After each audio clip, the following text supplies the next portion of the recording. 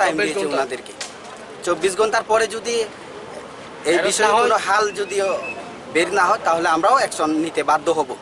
এটাই আমাদের কাছে ক্লিয়ার মেসেজ। গাড়ি একটা ক্ষতি হয়েছে, আর এখানে দোকান 2-3টা আছে, এরপরে বাইক আছে 5টা। বিজেপি কর্মীরা কাল রাতারাতি সন্ধ্যার সময়ে আক্রমণ করার পরে ওনারা সম্পত্তির উপরে এইভাবে তারা আমাদের সম্পত্তির উপর ধ্বংস করে দিয়েছে ওনারা।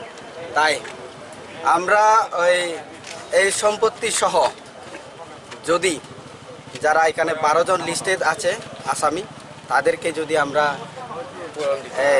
অ্যারেস্ট এবং তার সমাধান যদি না পাই তাহলে আমরা তীব্রতা আর বসে থাকবো না।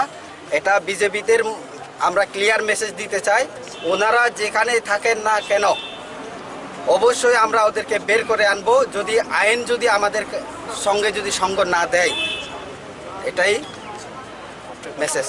বিষয়টা হলো আমরা পেচারতল থানাতে ডেপুটেশন দেওয়ার কারণ, গতকাল সোনারামপাড়াতে একজন বিজেপি কর্মী আমাদের তীব্রতা কর্মীর উপর প্রথমে মারধর করে, তারপরে সেটাকে সমাধান করতে গিয়ে বিএসসি চেয়ারম্যান সজলের বাড়িতে যাওয়া হয়, কিন্তু সেখানে সমাধান দিতে গিয়ে ওনারা উল্টো আমাদের কর্মীদের উপর আক্রমণ করে। পরে ওনাদেরকে হসপিটালে নিয়ে আসা হয় পেচারতলে। তৎক্ষণাৎ বিজেপি কর্মীরা হসপিটালে এসে আমাদের যারা রোগীদেরকে দেখতে গিয়েছিল তাদের উপরই অতর্কিতভাবে হামলা করে লাঠি এবং ডান্ডা নিয়ে। তাই আমরা আজকে যে এখানে ডেপুটেশনে এসেছি, মেন উদ্দেশ্য হলো গিয়া 24 ঘন্টার মধ্যে যদি যতজন কালপ্রিট এই ঘটনার সঙ্গে জড়িত তাদেরকে যদি অ্যারেস্ট করা না হয় তাহলে আমরাও অ্যাকশন চালাতে বাধ্য হব।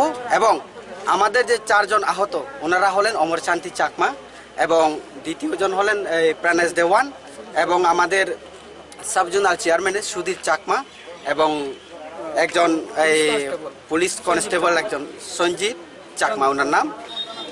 তাই উনি তো পেচারতলেই পিএসএ চাকরি করেন।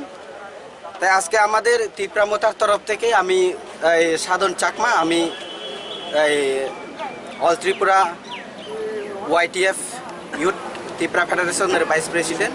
আজকে আমরা এখানে ডেপুটেশনে এসে আমাদেরকে এসডিপিও সাহেব এবং ওসি সাহেব বলেছিলেন যে বিকাল 4টার মধ্যে আমাদের এই ডিস্ট্রিক্ট ম্যাজিস্ট্রেট আরডি ব্লকে আসবে, এখানে মিটিং হবে আমাদের সঙ্গে, এবং যথাসত্ত্ব তারা চেষ্টা করবেন যে ওনাদেরকে অ্যারেস্ট করার জন্য আইনগতভাবে।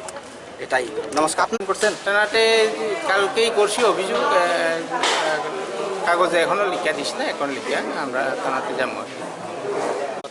প্রথম গোবিন্দ বাড়িতে একটু ভেজাল লাগছিল, গোবিন্দ বাড়িতে ভেজাল লাগার পর তারপরে ওইদিকে তারা রিয়াং সম্প্রদায়ের তারা 2 জনের উপরে একটু কটা কাটাকাটি হয়েছে।